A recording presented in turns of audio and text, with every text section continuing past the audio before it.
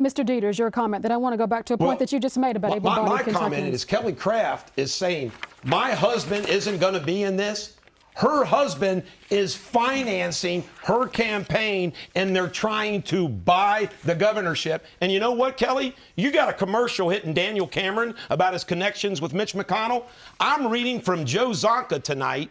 $1 million checks to the McConnell Senate Leadership Fund by Joe Craft. You and your husband play both sides of the political aisle, Democrat, Republican. You try to buy politicians, you're trying to buy Kentucky, and it's not going to work. Response, Ambassador Craft. I have worked tirelessly to make certain that we elect Republicans, leaders in the state of Kentucky. And Democrats. And Republican leaders on the federal level. I have worked tirelessly, my husband and I both, to elect President Trump the first time. No, you didn't. You paid the money for the ambassadorship. You bought an ambassadorship, Kelly. You bought an ambassadorship. To make certain that we protect our state, that we protect our democracy, we protect our rule of law, that we protect Kentuckians. We need to protect Kentuckians from an Oklahomian trying to buy the governorship. I have been traveling this state, and I've been listening to Kentuckians. We all have, Kelly. I've not seen you out sitting at people's tables. I've not seen you out talking to people and listening. Kelly, I give out my personal cell phone number to every Kentuckian and have answered probably 1 million questions. Do you give out your personal cell phone number to every Kentuckian so they can call you? Well, I am, again, for the Second Amendment, but I have a position that's different than everybody that's sitting on this platform tonight. I ask the question. When people die, it's always sad. It's always wrong. But I asked the question, did that bank in Louisville, did they have a policy against people who worked in that bank being able to carry a gun while they worked in that bank? I think that I stand with Kentuckians across the state, that I am sick and tired of the gun violence that happens, where the violence comes from those shooting and the people that are being shot are not armed. I want to compliment and praise the Republican legislature for enacting the law that gives us school resource officers in every school. I support a law that would allow private schools and other places where there's children to allow veterans, retired police officers, military people to be armed. You know, it's not about the gun. It's about the shooter. And let's talk about Jefferson County. Jefferson County's #1 issue is a crime problem. It is unbelievable how bad Jefferson County's crime problem is. And why is it bad? Because of the leadership of the city of Louisville. And guess what? There's crime every place. What do they focus on? They focus on the shooting at the bank. Not everybody else is getting shot every night. So let me ask you, since you are a big proponent of the Second Amendment, campus carry. So we know that in the most recent legislative session that just adjourned in March, there was proposed legislation to allow those over the age of 21 to carry a gun on public colleges and university campuses, House Bill 542. It didn't get very far, didn't make it to the House floor for a vote. Do you favor a measure that would allow those over the age of 21 to carry on college campuses and universities? I support it 100%. You know, when you join the military, you know, you're at a young age, you're younger than that. When you are somebody that's going to college and you're 21, you're able to drink. 21-year-olds should be able to defend themselves if there's ever a shooting on that campus. I personally carry a .380 pistol in my pocket at all times. Not tonight because it was against the rules. I feel safe because I am armed. Kentuckians feel safe when they are armed, and that includes 21-year-olds on college campuses. I'm somebody that believes that the COVID, quote-unquote, pandemic was overblown from the very beginning. And unfortunately, a lot of lives were harmed and damaged. What do we know now? We know that they phonied up the COVID deaths and the COVID injuries. We know hospitals were getting paid extra. I know this. They were getting paid extra money if somebody got COVID. They were being paid extra money by the government if somebody died from COVID. I stand with Scott Atlas, who's wrote a wonderful book about what went on inside that White House. I would not shut down this state at all unless it was the bubonic plague. In other words, you get it, you're going to die. We knew that, right? We knew very early on children weren't even getting COVID. And if they did get COVID, they didn't die. You had a group of people that were more susceptible to getting COVID, and you could have said, hey, if you're sick, you're overweight, you're diabetic, you got some lung issues, you be more careful. Everybody else, we're going to go on down the road. The damage that was done to the state of Kentucky and Kentuckians, and the sickest, most evil thing that this governor and corporate health care did is they made healthcare workers decide between their career and getting a vax that they didn't know anything about. And it is the worst thing that's ever been done to the American people since slavery. I'm the only person running for Kentucky governor who's publicly said January 6th isn't much ado about nothing and they're political prisoners. But I want to ask Ms. Kraft, she is the only person running for Kentucky governor who is at this platform tonight who praised Andy Beshear's handling of the COVID pandemic when it was going on. And she actually said she wanted to lift him up and everything else. And I'm going to come to the general's defense. You know what?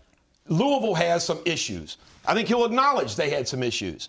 Merrick Garland, she wants to hit him with Merrick Garland, Joe Biden's left-wing, corrupt DOJ attorney general. Are you kidding me? Is she going to side with him? Probably does, because she sides with all the globalists. I'm the only person who's running for Republican governor who has defended Donald Trump since 2015. I'm the only one who is against Mitch McConnell. Everyone on this stage tonight except me is worried about Mitch McConnell. I'm against Mitch McConnell. I'm the only one that's defended Trump through all of it. Trump's getting subpoenas. He's getting his house searched. He's getting indicted. All these things have been happening to Trump. The impeachment, everything. For 4 years, they've all been silent except me. I have spoken up for Donald Trump from day one, and that's why I got the Trump bikers, Ride for 45, and rank-and-file Trump voters know that I'm the Trump candidate. But President Trump didn't endorse you. He endorsed Daniel Cameron. Well, by the way, you know, he endorsed Daniel Cameron. And you know how loyal I'm to Donald Trump? I'm still supporting Donald Trump. He's the sitting attorney general. So Donald Trump decided to support and endorse the sitting attorney general. Do you believe that President Trump won the 2020 election? Absolutely. I'm the only person on this stage who says they stole it. We need a complete overhaul of our tax system. I have listened to thousands and thousands of Kentuckians. They get hit with the annual tax on their vehicles. They get hit with the death tax. They get hit with business tax, corporate tax. My whole campaign is less government, more freedom. We need massive tax reform. And, you know, what would massive tax reform look like? Give me a specific instance. No income tax. And that's on the track now, right? Yeah, the legislature has passed legislation to do that. Faster. I take great exception with Ryan is a professional politician. He's got his robotic speech that he gives because he's been a 2-term agriculture commissioner. He's got to find another job, so he's running for governor. I'm the person, Ryan, who have put out 200 positions on DetersForGovernor.com. I have put out 500 videos on positions. There isn't a candidate running for governor who hasn't put out more policies, more positions. I do 10 Facebook Lives a day. People are going to get tired of seeing them. And you know what? He's starting to copy my policies. He even copied my idea of no more the governor's name on the entryway.